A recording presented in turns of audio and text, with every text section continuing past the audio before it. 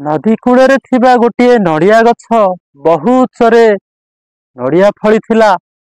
ଆଉ ସେଇ नड़िया नदीरे पड़िथिबा गोटे पत्थर को पचारिला, पत्थर भाई ए नदी तुमको कौन बा देछि? प्रतिदिन जलधारार आघात तुमे घसी माजी होई मरीजीव पछके, तुमको ए नदी केबे भी छाड़िब नाही। एई मते देख मु किपरि गर्वर सहित आकाशरे बसिछि।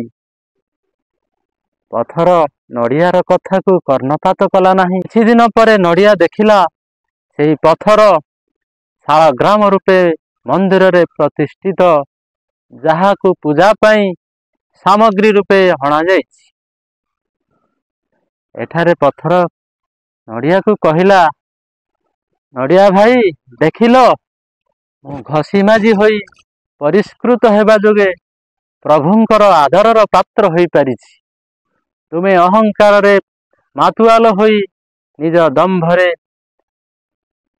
द्रंभरे पीड़ित होई शेषरे तले पड़गल।